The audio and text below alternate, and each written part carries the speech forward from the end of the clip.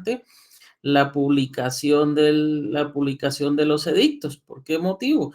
Porque en la publicación, si hay alguien interesado que no está enterado, a través de los edictos entiende que se realiza el evento de publicidad como tal. Entonces, al ser público, alguien que esté interesado, si considera que tiene derechos sobre los bienes del causante, puede adherirse al proceso sucesorio, o bien, si no está de acuerdo, también oponerse a esa realización del proceso sucesorio. Esto es para que lo tomemos en cuenta. Eh, ¿Cuál es la prueba del fallecimiento del causante?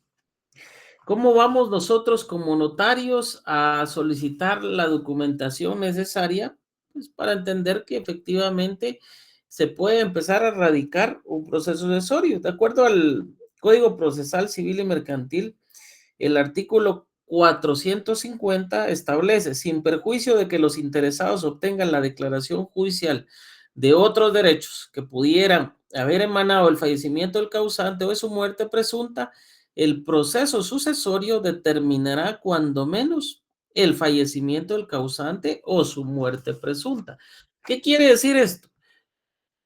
Que el proceso sucesorio, pues, puede hacer que se tenga la certeza jurídica de que la persona ha fallecido a través de el certificado de función, o bien pueda haberse declarado una muerte presunta. ¿En qué casos puede declararse la muerte presunta? Imaginémonos el caso de las personas del volcán de Fuego. ¿Se recuerdan esa tragedia? Analicemos este caso. Una persona fallece, se supone que falleció en el volcán de fuego, y lo que se hace no es declarar que ha fallecido como tal, sino lo que se solicita es la declaración de la muerte presunta, porque se infiere que esta persona estaba justo el día y la hora en que sucedió esa tragedia, y por lo mismo se infiere que derivado de ese siniestro, ese evento, la persona pues ha fallecido. Entonces se declara una muerte presunta en base a esos hechos. Pues a raíz de esto podemos estudiar diversas situaciones que están en el Código Civil. No me parece, pues, si bien es cierto, no es que no sean importantes, pero para la radicación del proceso sucesorio como tal, es importante entender de dónde partimos y las causas para poder radicar el mismo.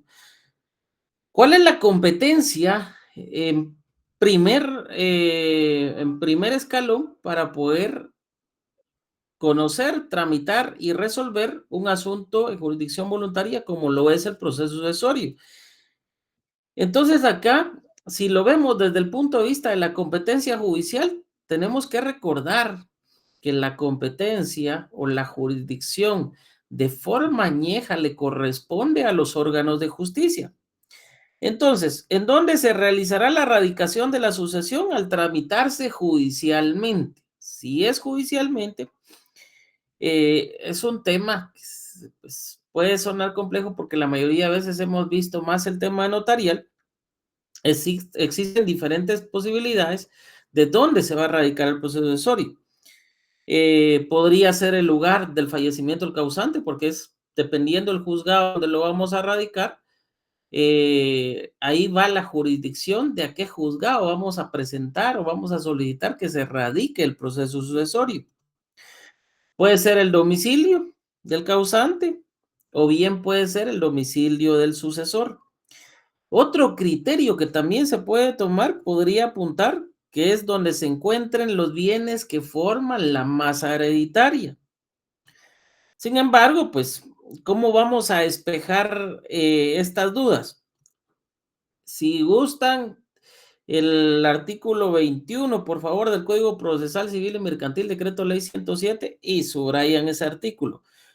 Competencia de los procesos sucesorios. Y vean esto importante: la competencia de los procesos sucesorios corresponde a los jueces de primera instancia del último domicilio del causante. Entonces, si le preguntara en dónde se va a radicar el proceso sucesorio de forma judicial o judicialmente, ustedes deben consignar lo que establece el artículo 21 del Código Procesal Civil y Mercantil e indicar que fue que es en el último domicilio del causante.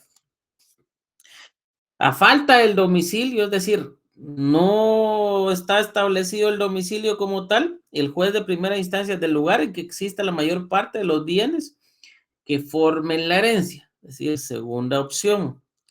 Y a falta de domicilio y de bienes inmuebles, solo hay otro tipo de bienes, pero no bienes inmuebles, el juez de primera instancia del lugar en donde el causante hubiere fallecido. Es decir, el lugar donde hubiere fallecido es el último eh, lugar que se debe tomar para radicar el proceso judicialmente. Ante el mismo juez deben ejercitarse solo todos los derechos que de cualquier manera hayan de deducirse contra los bienes de la muertual mientras no esté firme la partición hereditaria. ¿Qué es lo que tengo que rescatar yo? Obligaciones como tal. Recuérdense que cuando es el esposo o la esposa que queda viva del causante, si se han casado por comunidad de gananciales, debe entenderse que al momento de aceptar como tal, no solo el hecho de ser heredero, al momento de realizar la partición hereditaria como tal, el notario debe tomar en consideración que el cónyuge, ya sea varón o mujer, debe de ya sea aceptar la herencia o aceptar los gananciales. Es decir, o decide sobre la herencia o decide sobre los gananciales. Yo he tenido casos donde me han dicho, inclusive mis clientes, mire, yo no quiero, a pesar de cuando es la esposa o es el esposo, yo no quiero el 50% de los bienes. A mí, déjeme como un heredero, de una parte igual a mis hijos. Y bueno, pues atiende, pero tiene que quedar de forma expresa la renuncia a los gananciales. Y esto es vital para poder decir, porque si no, se toma como heredero, pero al final no consta la renuncia a los gananciales. Cuando llega a Procuraduría General de la Nación, le pide que aclare sobre ese aspecto y se retrasa más el proceso sucesorio. ¿Cuál es la competencia del notario para que de una u otra forma pues tramite estos asuntos? Ya ustedes han visto y la otra vez lo platicamos.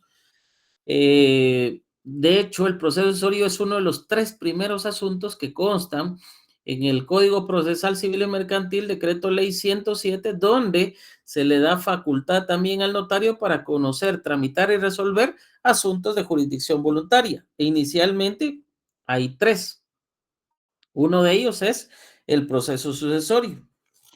Entonces, el notario guatemalteco, a partir de ese presupuesto, goza de credenciales, tiene la competencia, no solo por medio de los requisitos habilitantes, sino ya puede tramitar y resolver este tipo de asuntos. ¿Qué otra situación me interesa con ustedes destacar acá? A ver, algunas situaciones. Veamos el proceso sucesorio como tal. Si tienen ahí la estructura, o tienen a la mano la estructura del proceso sucesorio, el esquema como tal, analicemos el primer aspecto. En el acta de requerimiento, ¿qué deben de tomar ustedes en cuenta como notarios? Primero, tenemos que de alguna forma establecer la muerte del causante, porque eso es importante, tal como lo decíamos, para entender que el proceso sucesorio va a poder radicarse. Si la persona está viva, indudablemente no se va a poder radicar el proceso sucesorio. Vamos a ver si aquí tengo un documento que me interesa mostrarles. Vamos a ver si me abre este documento ustedes.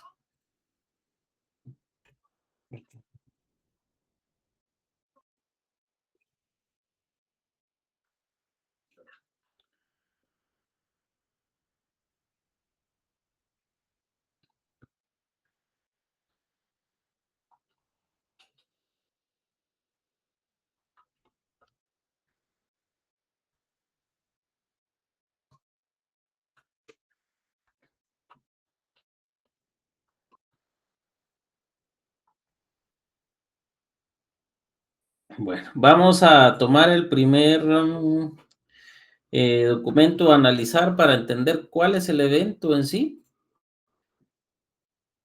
que debemos analizar dentro de un proceso decisório. Imaginémonos que la persona esté viva todavía. Bueno, decide llegar con ustedes como notarios y decide contratarlos para que autoricen su testamento. Entonces, veamos acá. Ustedes están posicionados en la San Carlos porque ahí pues son requeridos. Y ahí en el documento que les estoy trasladando hay ciertos errores. Ya lo vamos a explicar en forma práctica. Me interesa analizar en este momento el contenido. Individualizan al requerente. Luego, obviamente, no solo hacen la indicación del requerente, sino también de los testigos en el mismo encabezado. ¿Cuál es el objeto del testamento como tal? Pues obviamente decidir que el causante pueda decidir sobre sus bienes o en la forma en que se va a disponer de sus bienes cuando él ya haya fallecido. Y vamos a ver algunas cláusulas muy importantes. Si quieren ustedes, consignan esa estructura básica de este acto. La primera, el acto de desheredar. Perdón, la primera, la manifestación de la herencia, es decir, qué va a pasar con sus herederos, si va a declarar herederos universales o está estableciendo algún legatario como tal. La segunda, la forma de desheredar que está estableciendo. La tercera, la revocación. Y la cuarta, la aceptación. Son 4 básicas. Obviamente hay instrumentos, hay actos de este tipo que pueden llevar más cláusulas, pero 4 básicas. Dentro de las 4 básicas tienen que tomar en consideración que la primera, es decir, como antecedentes a quienes va a instituir como herederos. La segunda, bien analizada, es el acto de desheredar. ¿Pero por qué conviene esto? Veamos así. Leamos la primera. Manifiesta al testador que instituye como sus únicos y universales herederos de todos sus bienes, derechos y obligaciones presentes y futuras que no se extinguen con la muerte a sus padres, los señores Sergio Haroldo Torres García y María Eugenia González Rivera. Instituyó herederos y ustedes saben que la herencia es de forma universal. De esa cuenta, el heredero no solo contrae los derechos, sino también contrae las obligaciones. ¿Esto qué quiere decir? Que el heredero va a responder por aquellas cargas que pesen sobre la herencia, en dado caso el causante pues no haya cumplido con algunas de ellas. También puede instituir legatarios de esa cuenta. Él puede hacer que instituya como sus herederos a sus hijos, pero desee a alguien más o a uno solo de sus hijos dejarle un bien en particular. A eso se le denomina legados. ¿Cuál es el detalle? El legatario solo responde por sus bienes, más no de las cargas que pesan sobre toda la herencia. Por eso es que estratégicamente muchos deciden dejarlo en legados y establecer un heredero. ¿Cuál es la sensibilidad que tiene eso? ¿Qué es lo que tienen que tener cuidado? Si instituyen a todos los aparentemente herederos como legatarios, todos responden como que si fuesen herederos, entonces de nada sirve. La cláusula segunda, el testador deshereda expresamente a cualquier otra persona fuera de la nombrada que pudiere pretender mejor o igual derecho, pues lo manifestado contiene las disposiciones de su última voluntad. Y ahí acaban los hijos que de una u otra forma, pues no han sido nombrados en el testamento y por lo tanto se entiende que han sido desheredados. En la tercera, el testador revoca expresamente por este acto cualquier disposición de su última voluntad que hubiera otorgado con anterioridad a la presente fecha. ¿Por qué es muy importante? Porque puede hacer que haya otorgado otros testamentos y si no los revoca, esos testamentos van a seguir siendo vigentes. Por eso es muy importante que ustedes como notarios, cuando le trasladen un caso de estos, vean que efectivamente los otros actos, como testamentos, que hayan sido otorgados por el causante en vida, estén efectivamente revocados. Si no, les va a tocar que unir esos y al final hacer una resolución por todos, unificar e entender la decisión del causante y por lo mismo resolver en cuanto a eso. En la cuarta, la aceptación del testamento. Luego, el cierre como tal del testamento, algo muy sencillo. Esto no tiene mayor inconveniente. Obviamente ustedes lo van a tener que redactar y voy a ir señalándoles ahí cada uno de los puntos para que no tengan ningún inconveniente. Y obviamente, pues ya poder abordar este tema, pero quiero abordarlo de forma práctica para que ustedes aprendan a redactarlo. Ese testamento que ustedes acaban de ver, veamos así, quien quiere de alguna forma faccionar su propio testamento, redactar su propio testamento, pues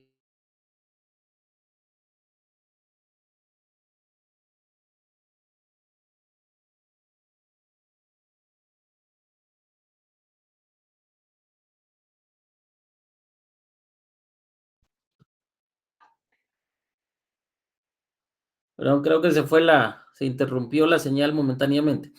Entonces, veámoslo así. ¿Qué características deben de contemplar si quieren otorgar un testamento de este tipo? En primer lugar, es que estarían ustedes atendiendo a un testamento común cerrado. El testamento común cerrado, como bien saben ustedes, eh, tiene que reunir las mismas características del testamento, o mejor dicho, en redacción debe llenar los mismos presupuestos que el testamento común abierto. Pero obviamente, ¿qué tiene este? Este no se redacta en hojas especiales para protocolos, sino puede ser en hojas simples. Si llena los requisitos, pues puede ser en hojas simples. ¿Qué es lo que hace el causante? Señor notario, aquí está mi testamento. Lo ingresa en el sobre y se lo da al notario. Autoríceme mi testamento común cerrado, por favor. El notario procede en la parte, la aplica, por así decirlo, del testamento en el sobre a redactar en la parte exterior el acta del testamento común cerrado. ¿Qué va a hacer constar o cuál es el objeto de esa acta? Hacer constar que este sobre contiene el acto de última voluntad del causante. Esta acta no es que la vaya a cortar el notario, sino la copia textualmente en su protocolo y a eso se le llama transcripción del acta del testamento común cerrado. ¿Sí? Eso lo tuvieron que haber aprendido derecho notarial 2, pero lo vamos exactamente 962 del Código Civil. Entonces, lo vamos a hacer de forma práctica, por lo cual, para que vayan anotando el primer día que nos reunamos para el laboratorio, llevar un sobre Manila, si quieren ustedes carta, oficio, no importa, y hojas en blanco. ¿Sí? Ahí vamos a hacer todo ese aspecto y lleven una hoja, papel español, por favor. Y vamos a redactar tanto el testamento, el acta como la transcripción. Entonces, eso es el testamento común cerrado. ¿Qué tienen que tomar en consideración si fuera un testamento común cerrado? Que los mismos requisitos, sumándole algunas situaciones, las van a tener que contemplar tal como la ley lo establece. Por ejemplo, si es el testamento común cerrado, en el acta que está en el sobre, van a firmar aparte de comparecer, van a firmar los testigos y el causante también al finalizar el acta. Al momento de transcribir esa acta en el protocolo del notario, es decir, copiarla literalmente, también van a tener que firmar los testigos y el causante. En el testamento común abierto no sucede eso, porque como ese se hace directamente en el protocolo del notario, solo van a firmar una vez los testigos y el causante. ¿En qué va a incidir? En la forma en que se va a remitir ese testimonio especial al Archivo General de Protocolos. Porque, por ejemplo, en el testamento común cerrado, como lo que se transcribe es el acta, se le va a sacar copia al acta al momento de transcribirla en el protocolo del notario, el Archivo General de Protocolos, y pues las personas que vean eso van a desconocer cuál es la voluntad del causante. Pero en cambio, si fuese un testamento común abierto, ese sí va a estar redactado en el protocolo notarial. Por lo tanto, si se enviara de forma abierta, cualquiera podría conocer cuál es la disposición del causante, lo cual no se puede o está limitado por ley. Entonces, ese testimonio sí se va a doblar y se va a ingresar en un sobre, y ese sobre va a cumplir un pago de impuesto respectivo, y es el que se va a presentar, ese testimonio especial se va a presentar de esa forma al Archivo General de Protocolos. Eso es lo que tienen que tomar en cuenta. ¿Qué otra situación? Vemos el caso de los testamentos, cómo se redactan. En el caso del testamento común abierto, cuando se solicita la apertura de la plica, pues no hay mayor inconveniente, pues obviamente se solicita al archivo de protocolos y se la apertura la plica como tal. En el caso del testamento común cerrado, a quien se lo hubiere dejado a cargo por el causante ese testamento, debe entregarlo al juez de primera instancia de la localidad lo más pronto posible, o al enterarse de la muerte del causante. El juez obviamente cita a los herederos o interesados, y frente a ellos se le da apertura a la plica que contiene ese testamento. Si en ese momento hubiere alguna disposición para alguien que pues tenga algo en contra de ese testamento, por ejemplo, que le indique al juez: señor juez, mire, disculpe, pero ese testamento está abierto, ese testamento ya fue violentado, no estamos seguros de que sea la disposición de última voluntad del causante, el juez ya puede tomar la decisión concerniente a si declara la validez o invalidez de ese testamento. Si nadie se opone, indudablemente ese testamento se declara válido, y posteriormente se le entrega al notario que va a radicarlo o a los interesados para que decidan cómo van a radicarlo, si notarialmente o judicialmente, y ya todos los pasos del proceso sucesorio son los que establece la ley. Eso tienen que tomarlo en consideración. ¿Qué otra situación es importante dentro de este evento? Bueno, al momento del acta de requerimiento, que puedan indicar quiénes son los herederos, pero también que puedan establecer la certeza jurídica para poder radicar ese proceso sucesorio. En consecuencia, el acta de nacimiento del causante, el acta de fallecimiento, las certificaciones de nacimiento de los herederos, los legatarios, son muy importantes. Otra de las situaciones también, si se pudiera establecer la certeza jurídica de los bienes, sería un factor para poder juntar algún documento que nos ayude a nosotros como notarios, pues para poder establecer la cantidad de bienes que en este caso tenía el causante en vida. ¿Por qué es importante eso? Porque si ustedes radican el proceso sucesorio para uno solo de los bienes, puede hacer que al momento de al presentarlo en finanzas le indique que tiene otros bienes, y por lo tanto, pues van a tener que ampliar el acta de requerimiento o la resolución donde están declarando herederos a los legatarios, perdón, a los herederos o legatarios, y por lo tanto, pues les va a llevar más tiempo. ¿Qué otra situación vamos a contemplar dentro de eso? Al momento de erradicar el proceso sucesorio,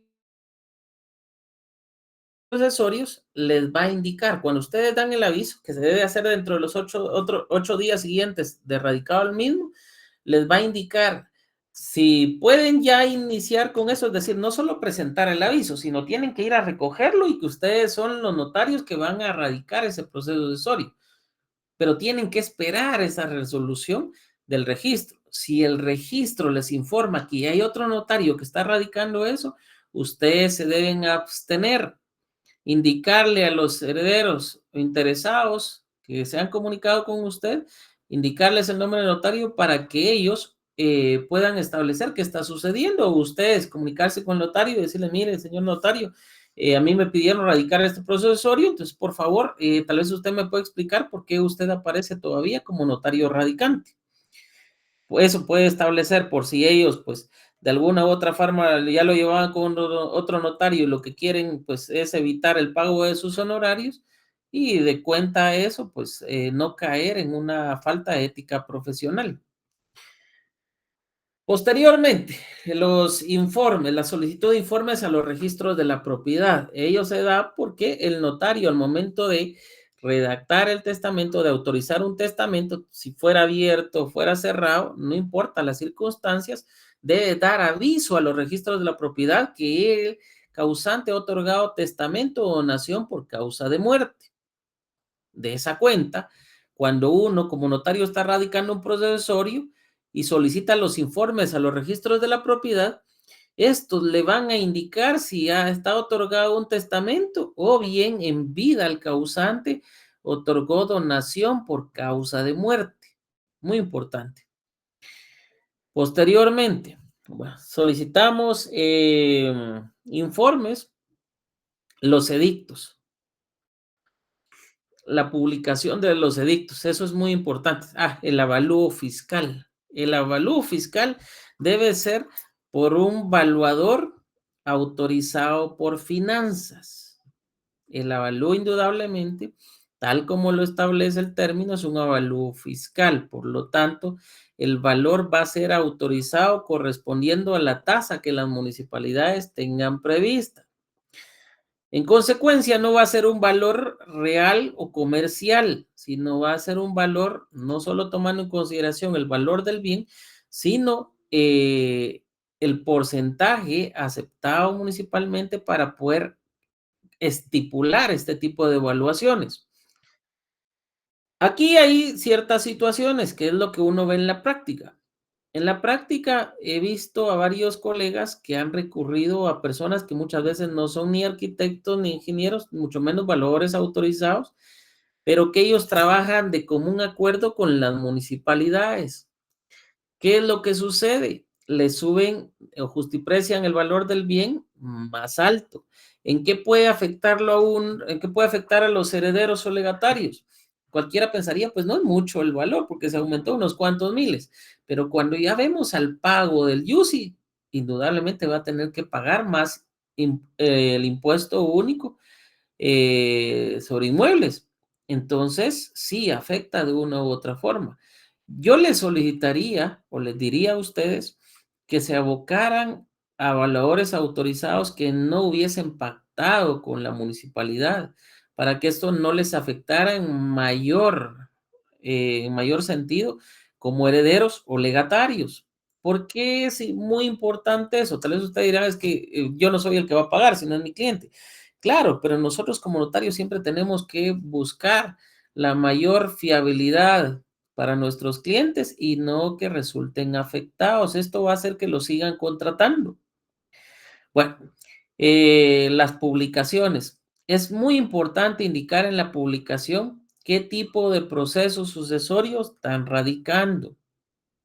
Un sucesorio testamentario o un sucesorio intestado, y por eso es importante tener que ustedes tengan los informes de los registros de propiedad porque van a estar seguros al momento de hacer la publicación qué tipo de proceso sucesorio van a radicar y por lo tanto que el edicto pues salga sin ningún inconveniente.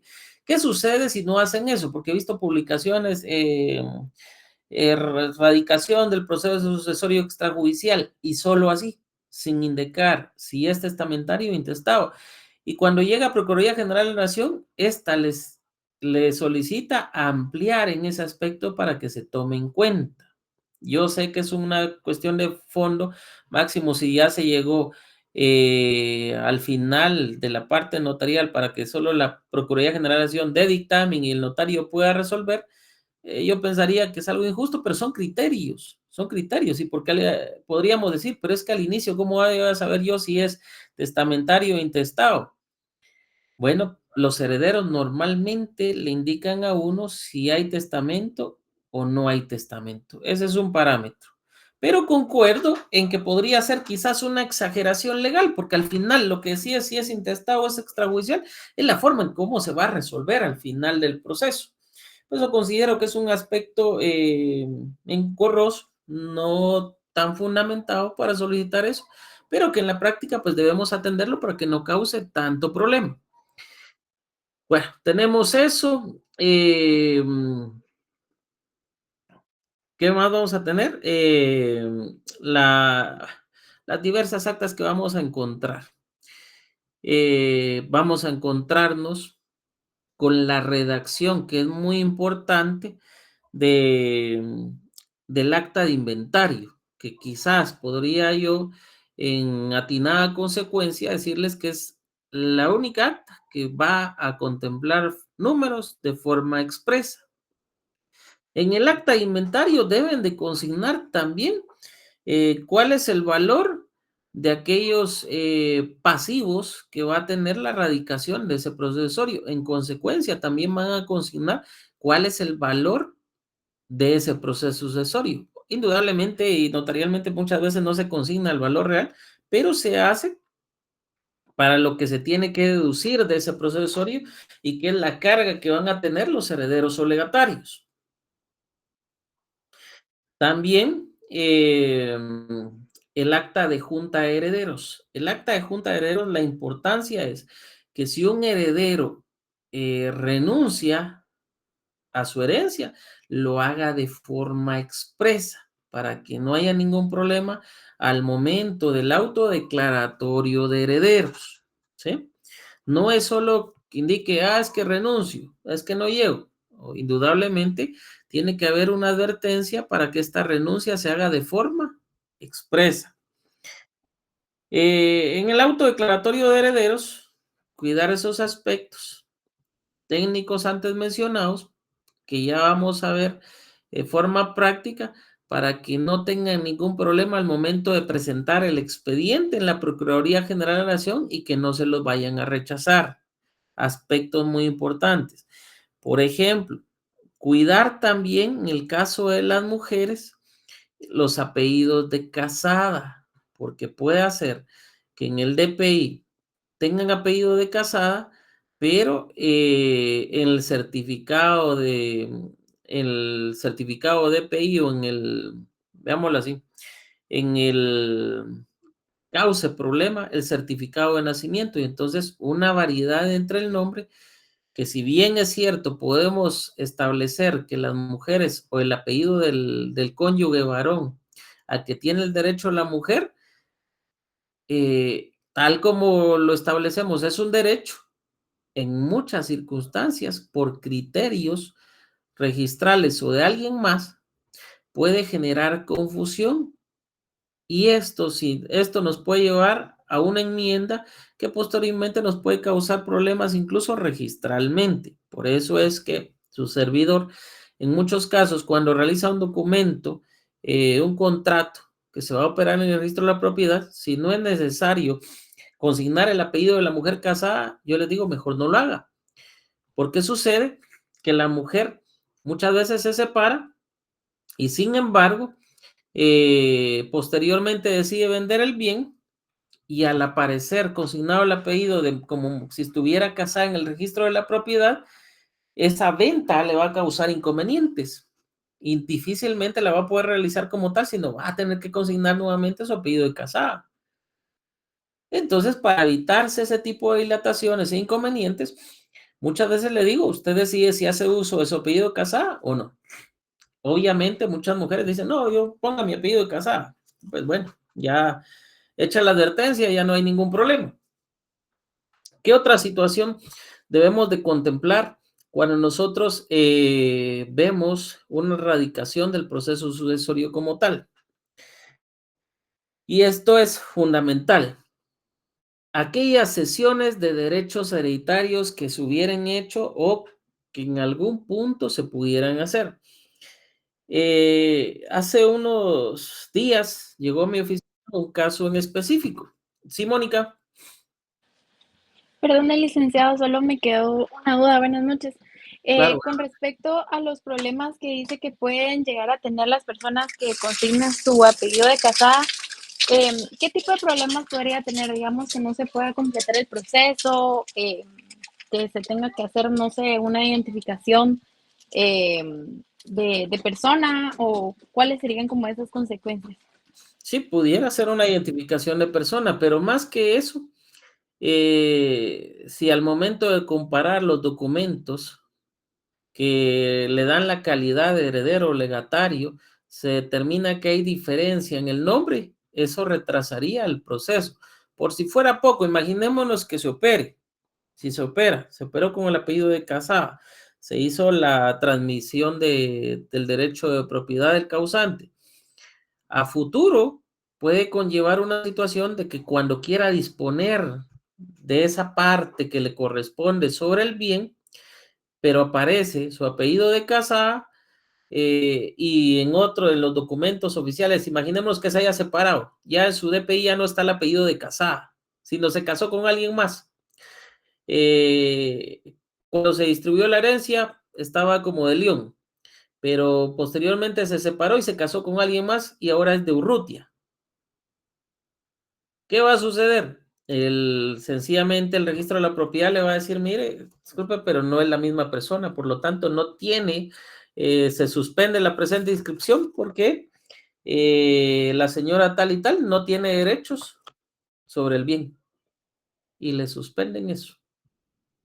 Entonces, para evitar eso, siempre piénsalo. No es que yo esté diciendo llevar el apellido del hombre sea un problema, sino solo tienen que ver que registralmente, actualmente en Guatemala, eso causa ciertos inconvenientes que no deberían de pasar, pero por criterios no se analizan y dicen, no, es que no es la misma persona. Ciertamente no es la misma persona, pero debe tomarse en consideración que pese a que el apellido de Casada es un derecho, en Guatemala, al momento de acuñarse al nombre, distingue a la persona de otra manera, muy distinta a su certificado de nacimiento y muy distinta si se volviera a contraer matrimonio posteriormente de una separación. No sé si me di a entender ahí. Sí, licenciado, muchas gracias. ¿Estamos ahí? Sí, gracias.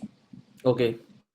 Imagínense, yo tuve que realizar una identificación de tercero porque la causante en ese entonces se había casado 4 veces. Y entonces, en varios documentos, les digo varios documentos, y sobre todo en certificaciones del registro de la propiedad, en una aparecía con un apellido de casada, en otra aparecía con otro apellido de casada, en otro y así.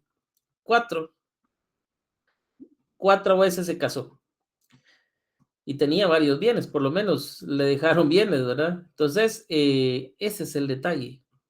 Cualquiera podría decir no es la misma persona, pero a los que nos interesa establecer ese aspecto, sí es importante que lo hagamos.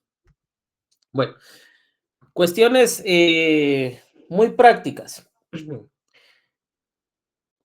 ¿Qué les podría yo decir? En cuanto a establecer que la parte administrativa del proceso decisório es engorrosa, indudablemente lo es. Yo he sido partidario de referirme a que el proceso decisório necesita una modernización, es decir, necesita ser actualizado, porque lo que más tiempo lleva notarialmente es la parte administrativa.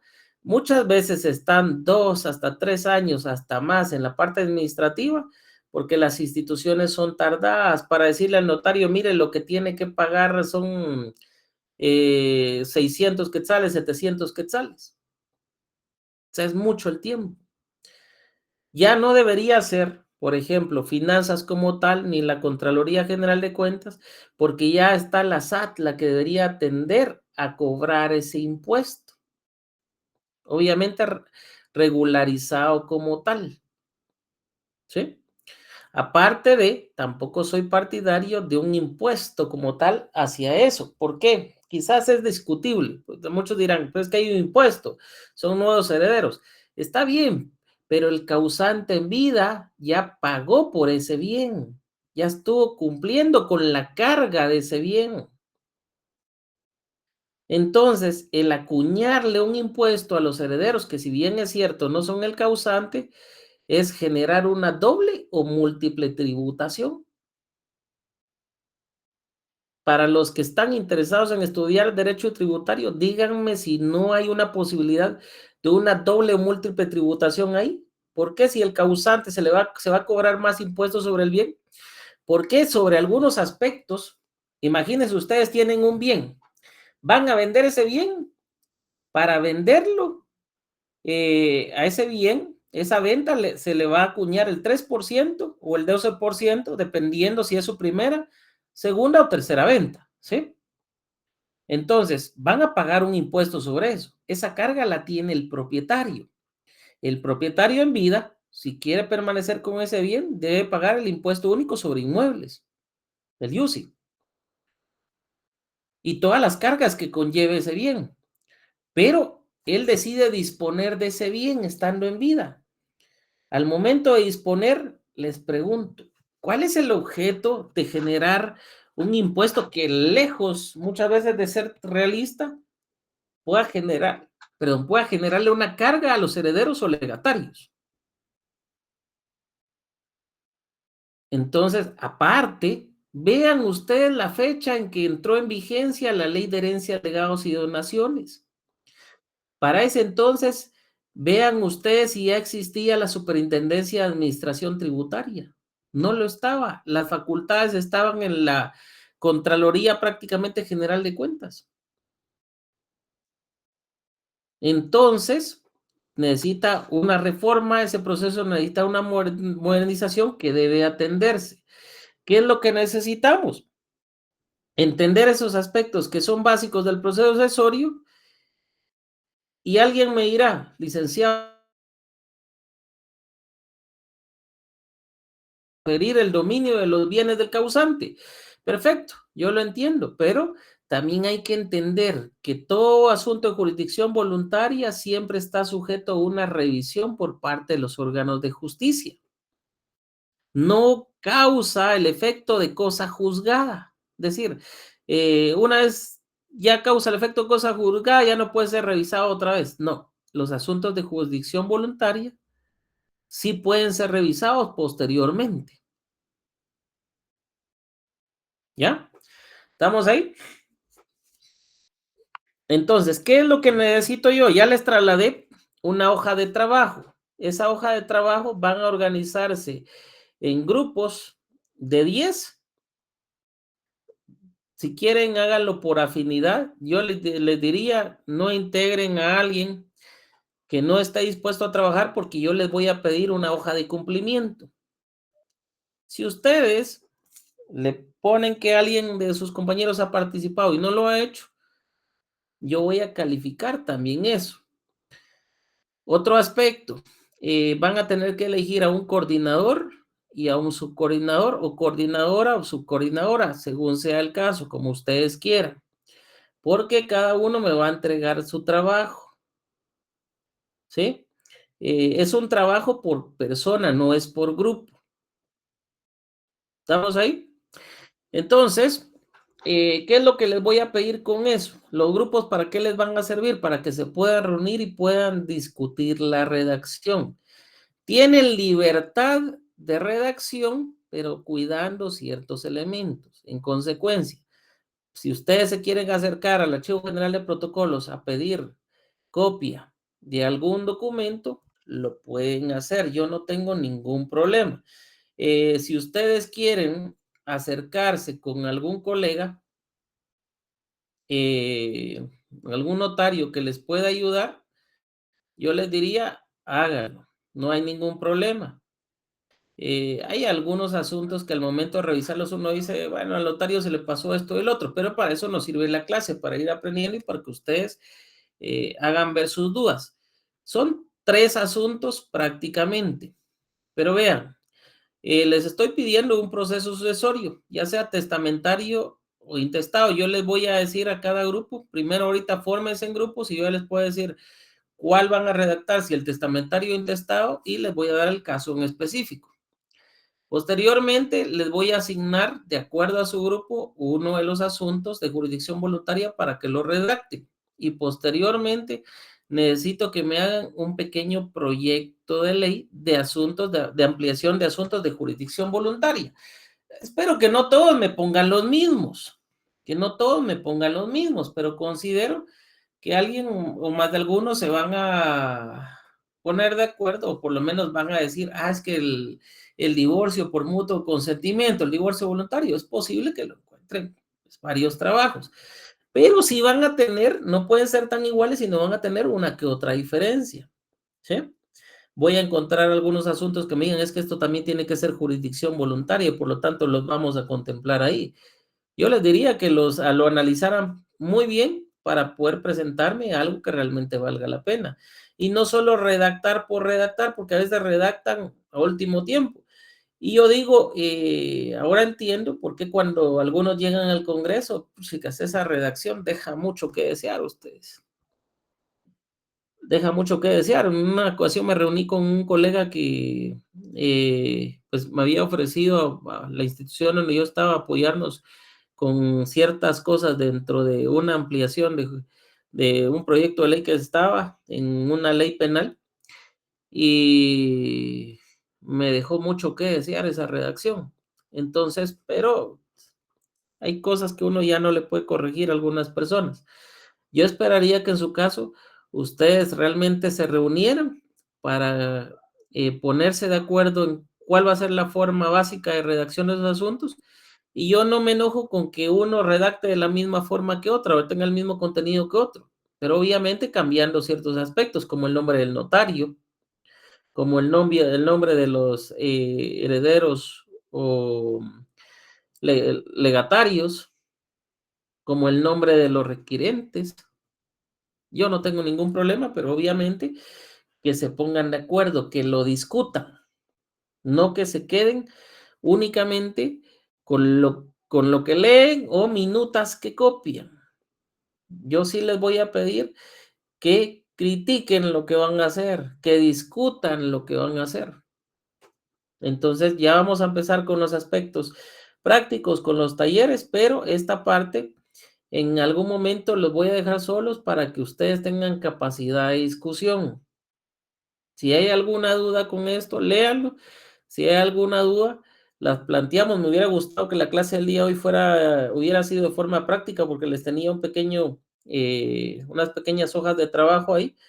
Pero bueno, esperemos que las cosas mejoren y ya podamos tener las clases totalmente presenciales para poder presentarles yo esto y que ustedes vayan mejorando en ese aspecto. Este sábado, yo espero el día de mañana tener la confirmación del salón y ya les hablo para ponernos de acuerdo en la hora de reunión, en qué salón va a ser, y poder empezar con el primer taller práctico en jurisdicción voluntaria. Bueno, no tomemos solo jurisdicción voluntaria, sino este va a ser de nivelación de los conocimientos para poder llegar a jurisdicción voluntaria.